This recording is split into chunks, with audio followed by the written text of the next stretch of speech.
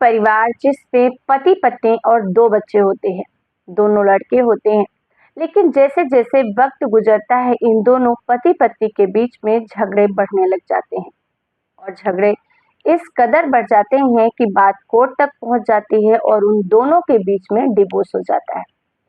Divorce के बाद जहां एक बच्चा अपनी मां के साथ तो दूसरा बच्चा पिता के साथ रहने का आदेश दिया जाता है। माँ अपने बच्चे को लेकर सहारनपुर चली जाती है और जो पिता होता है वो अपना जहाँ रह रहा था, जहाँ उसका पैतृक घर था, वो वहीं रखने लग जाता है। लेकिन यहाँ से एक कत्ल की तैयारी भी शुरू हो जाती है और इसमें एक कत्ल नहीं बल्कि पूरे पूरे 5 कत्ल होते हैं और छठा कत्ल भी होने ही वाला था। लेकिन जिसका कत्ल हो रहा था वो इतना मासूम था और कुछ उसने ऐसी बातें कह दी कि सामने वाले ने उसको मारने का प्लान कैंसिल कर दिया और वो बच गया। दोस्तों नमस्कार, मैं ज्योति सिंह आपके अपने चैनल क्राइम शूट में आप सभी का हार्दिक स्वागत करती हूँ। हमेशा की तरह अगर आपको हमारे वीडियो पसंद आते हैं तो प्लीज चैनल को सब्सक्राइब करें और अगर नहीं पसंद आते हैं तो वीडियो में क्या कमी आपको लगती है प्लीज हमें कमेंट करके बताएं, हम उसे दूर करने की पूरी कोशिश करेंगे। दोस्तों ये जो सच्ची घटना आपको सुनाने जा रही हूँ ये है उत्तराखंड के देहरादून की अक्टूबर 2022 की ये सच्ची घटना है। दरअसल एक दिवाली का दिन था। सभी लोग दिवाली की रात अच्छी धूमधाम से मनाए थे। दूसरा दिन होता है जो उस घर की नौकरानी होती है जिसका नाम डेजी होता है। वो घर पे काम करने के लिए आती है, दरवाजा खुलवाने की कोशिश करती है, बेल बजाती है लेकिन अंदर से कोई भी गेट नहीं खोलता। काफी देर तक वो गेट ठोकती रहती है, चिल्लाती रहती है। तभी एक आवाज आती है कि आज घर का काम नहीं कराना है, आप चले जाओ। डेजी वहां से चली तो जाती है लेकिन उसको पता नहीं क्या कुछ तो मन में खटकता है और वो कहती है कि मैं इतने सालों से यहाँ काम कर रही हूँ, आज तक ऐसा कभी नहीं हुआ कि इस घर के लोगों ने मना किया हो काम के लिए, क्योंकि परिवार भी बड़ा था। घर का काम करना उन लोगों के लिए पॉसिबल नहीं था क्योंकि पैसे वाली पार्टी थी। फिर ये लोग कैसे मना कर रहे हैं? उसे कुछ अजीब लगता है।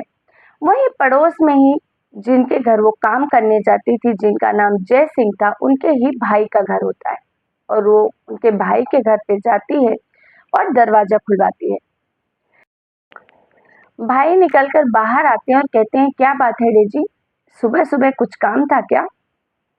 तो डेजी कहती है कि नहीं सर, मैं तो आपके भाई के यहाँ ही काम करने आई थी लेकिन पता नहीं क्यों कोई दरवाजा ही नहीं खोल रहा और अंदर से सिर्फ इतनी ही आवाज आई कि आज काम नहीं कराना है और उन्होंने मुझे अंदर भी नहीं आने दिया। तो कहते हैं कि ठीक है तुम चिंता मत करो, मैं अपनी बहू को भेजता हूँ, वो जाती है तुम्हारे साथ दरवाजा खुलवा देगी। अब जो पड़ोस में रहने वाले भाई थे वो अपनी बहू को भेजते हैं और बहू भी जाकर जोर जोर से आवाज लगाती है, बेल बजाती है लेकिन कोई भी गेट नहीं खोलता। काफी वक्त गुजर जाता है और इसके बाद अचानक ही कोई अंदर से गेट खोल देता है और वो जो पड़ोसन उनकी भैया की बहू होती है वो घर के अंदर जाती है। अंदर जाते ही उसकी जोर जोर से चीख निकलने लग जाती है, जोर जोर से वो चिल्लाने लग जाती है और तभी आवाज सुनकर ससुर भी वहां पहुंचते हैं और जब जाकर देखते हैं तो हैरान हो जाते हैं। दरअसल जैसे ही वो आगे बढ़ रहे थे, एक कमरे में वो जाते हैं, वहां पर जय सिंह जो कि उनके भाई थे, उनकी उम्र लगभग 60 साल के आसपास थी और वहीं उनकी पत्नी जिसकी उम्र लगभग 55 साल के आसपास थी, दोनों ही खून से लथपथ पड़े हुए थे और दोनों मर चुके थे। जैसे ही वो दूसरे कमरे में बेटी के कमरे में जाते हैं तो देखते हैं कि जो उस घर की एक प्रेग्नेंट बेटी थी जिसकी डिलीवरी बस होने ही वाली थी दिवाली के बाद, क्योंकि दिवाली का वक्त था इसलिए उन्होंने डिलीवरी पहले का डेट नहीं लिया था, बोले दिवाली के दूसरे ही दिन वो जाने वाले थे डिलीवरी के लिए। वो भी मर चुकी थी, खून से लथपथ लाश थी। साथ ही उसके बगल में उसकी एक छोटी सी बेटी जो सो रही थी वो भी खून से लथपथ पड़ी थी, यानी कि कुल मिलाकर उस घर में 5 हत्याएं हो चुकी थी। अब सबका ध्यान जाता है उस घर में एक रहने वाले छोटे से बच्चे जिसकी उम्र 6 साल के आसपास थी कि सब लोग तो मर गए हैं वो बच्चा कहाँ है। और तभी जब वो उसको ढूंढते हुए पहुंचते हैं तो वो एक कोने में रोता दुख का सिसकी लेता हुआ बैठा हुआ था, क्योंकि उसने सब कुछ अपनी आंखों से जो देखा था। सभी लोग उसको प्यारते हैं, पुचकारते हैं, गोद उठाते हैं और उससे कहते हैं कि बेटा क्या हो गया, ये सब क्या हो गया। और तब वो जो चौंकाने वाला खुलासा करता है, जो भी उसने देखा था वो बताता है और उसको सुनने के बाद सबके होश हो जाते हैं। जैसे ये खबर पुलिस तक पहुंचती है, पुलिस फोर्स बल के साथ वहां पहुंचती है, क्योंकि ये अपराध कोई छोटा मोटा अपराध नहीं बल्कि 5 हत्याएं हुई थी, वो भी एक ही परिवार के लोगों की। साथ ही जैसे जैसे लोगों को पता चलता है, हजारों की संख्या में वहां भीड़ इकट्ठा हो जाती है और साथ ही मीडिया कर्मी भी वहां आ जाते हैं। अब पता लगाया जाता है कि आखिर हत्या किसने की, तो बच्चा कहता है कि मेरे जो मामा है, जिनकी उम्र लगभग 22 साल के आसपास थी, उन्होंने ही सबको मारा है। मुझे भी मार रहे थे, लेकिन मैंने उनको कहा कि मामा आप तो मुझे बहुत प्यार करते हो, मैं आपका भांजा हूँ, तो आप मुझे क्यों मार रहे हो। और शायद मामा ने तरस खाकर मुझे छोड़ दिया। हालांकि जो मामा था वो भी घर में ही मौजूद था, एक कमरे को बंद करके वो उस घर में था, किसी से बात नहीं कर रहा था। लेकिन जब पुलिस आती है और सख्ती करती है तो दरवाजा खोलता है और पुलिस उसको अरेस्ट करके लेके जाती है। जब पुलिस उसको लेके जाने की कोशिश कर रही थी तो वो बहुत ही अजीबोगरीब हरकत कर रहा था, जैसे कि वो पूरी तरीके से पागल हो चुका है, मानसिक विक्षिप्त हो चुका है। और पुलिस उसको लेकर जाती है और जेल में बंद कर देती है। और जब उससे पूछताछ किया जाता है, जो सच्चाई सामने आती है वो और ही भयावह होती है। और इससे हम ये साफ अंदाजा भी लगा सकते हैं कि बचपन में जो बच्चों के मानसिक तौर पर अगर कुछ आघात पहुंचता है, उसका असर बहुत बड़ा होता है।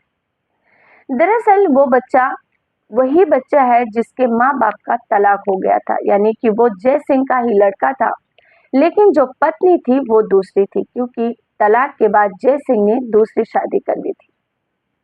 उस बच्चे को शायद उस घर में अपनापन नहीं मिल पा रहा था। शायद उसे ये लग रहा था कि मेरे पापा पहले जैसा मुझसे प्यार नहीं करते, क्योंकि बच्चा अब बड़ा हो गया था। साथ ही जो उस घर में एक प्रेग्नेंट लड़की थी जिसकी उसने हत्या की थी, वो उसकी सौतेली बहन नहीं थी बल्कि उसके चाचा की लड़की थी और उसे उसके पापा ने बचपन में ही गोद ले लिया था। हालांकि जो उसकी सौतेली माँ थी उसकी कोई संतान नहीं थी। जो गोद ली हुई बेटी थी उसे ही वो अपनी संतान मानते थे, उसकी सुख सुविधा का ध्यान रखते थे और वो बेटी बड़े ही अच्छे से उस घर में रहा करती थी।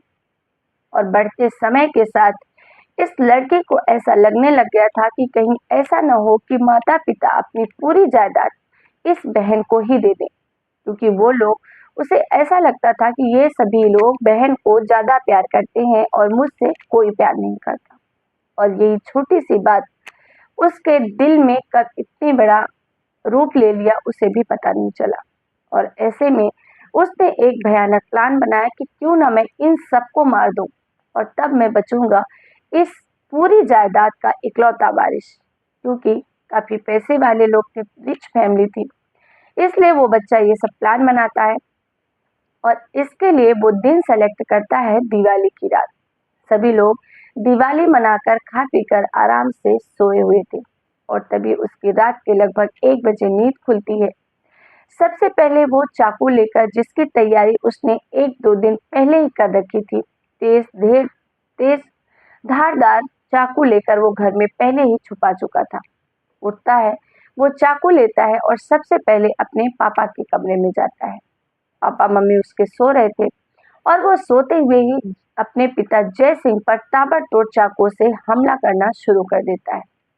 और जैसे ही आवाज चिल्लाने की आती है, पास में लेटी हुई पत्नी भी उठती है और वो उस पर भी हमला कर देता है। दोनों पर इतने ताबड़तोड़ हमला करता है कि जब तक उन दोनों की मौत नहीं हो जाती। पोस्टमार्टम रिपोर्ट में यह खुलकर आया कि उसने अपने पिता पर 29 चाकू के वार और वहीं अपनी माता पर 27 चाकू के वार किए थे। उसके बाद भी उसका गुस्सा शांत नहीं होता। तब जाकर वो अपनी बहन के कमरे में जाता है, जो कि प्रेग्नेंट थी। कुछ ही दिन में उसकी डिलीवरी हो रही थी। उसके पेट में एक स्वस्थ नन्ही सी जान थी, क्योंकि 9 महीने पूरे हो चुके थे। 2 ही दिन बाद उसकी डिलीवरी थी। उसको उस पैदा होने वाले ना बच्चे पर तरस आया, और ना ही उसने ये सोचा कि इस मासूम जो अभी इस दुनिया में आया भी नहीं है, उसकी क्या गलती है। और वो प्रेग्नेंट बहन पर ताबड़तोड़ हमला शुरू कर देता है और उसकी वहीं पर मौत हो जाती है। वहीं बगल में उसकी नन्ही सी भांजी सो रही थी। उसे भी वो नहीं छोड़ता और उसे भी वो चाकुओं से गोद डालता है। तभी वो जो बच्चा एक 6 साल का होता है, उसकी नींद खुल जाती है, और जब वो उसको मारने के लिए जाता है मामा, तो कहता है कि मामा, मैं तो आपका प्यारा सा भांजा हूँ, छोटू सा, आप मुझे क्यों मार रहे हो? आप तो मुझसे बहुत प्यार करते हो, मुझे चॉकलेट भी खिलाते हो, फिर मार क्यों रहे हो? और शायद ये बात सुनकर उसका कलेजा थोड़ा पिघल जाता है और वो उसको छोड़ देता है, और उसको भी पूरी रात वो अपने पास ही बिठा कर रखता है। ना उसे कहीं जाने देता है और ना ही उसे सोने देता है। और इस तरीके से सुबह सारे घटनाक्रम का खुलासा होता है। हालांकि उस लड़के 22 साल के लड़के ने अपनी पूरी होशियारी की थी, क्योंकि पुलिस जब भी उसे किसी केस के बारे में ज़्यादा डिटेल लेने की कोशिश करती थी, तो हमेशा वो ऐसी हरकतें करने लगता कि जैसे वो सच में पूरी तरीके से पागल हो गया हो। और यही सब देखते हुए पुलिस उसका इलाज करवाती है। अदालत उसका सर्टिफिकेट मेडिकल टेस्ट कराती है, और मेडिकल टेस्ट में ये साफ-साफ लिख कर आता है कि इसे मानसिक किसी भी तरीके की कोई बीमारी नहीं है। ये पूरी तरीके से मानसिक तौर पर स्वस्थ है, और ये जो भी कर रहा है वो नाटक कर रहा है। हालाँकि इस केस में इस लड़के की तरफ से कोई भी वकील केस लड़ने के लिए तैयार ही नहीं था, क्योंकि ऐसा इंसान जिसने अपने ही परिवार के 5 लोगों की हत्या की हो, उसका केस कौन लड़ेगा? लेकिन जैसा कि अदालत का रूल है, अदालत की तरफ से एक सरकारी वकील उसे दिया जाता है, और उसके बाद केस भी लड़ा जाता है, और साथ ही इस लड़के को उम्र कैद की सजा सुनाई जाती है। लड़के को उसको फांसी की सजा सुनाई जाती है।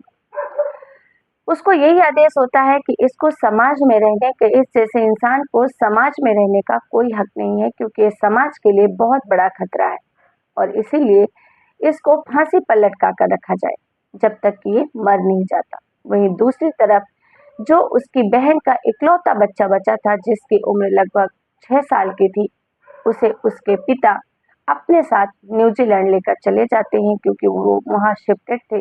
पूरी फैमिली वहाँ रह रही थी, और इस तरीके से एक हंसता खेलता परिवार एक प्रॉपर्टी की वजह से, एक दिमाग की शक की वजह से पूरी समाप्त हो जाती है। तो दोस्तों, इस घटनाक्रम को सुनाने का उद्देश्य किसी की भी भावनाओं को आहत करना नहीं है, बल्कि आप सभी को सचेत करना है, जागरूक करना है। सुरक्षित रहिए, सावधान रहिए। फिर मिलेंगे एक नई सच्ची क्राइम घटना के साथ। तब तक के लिए आप सबका बहुत बहुत धन्यवाद। जय हिंद, जय भारत।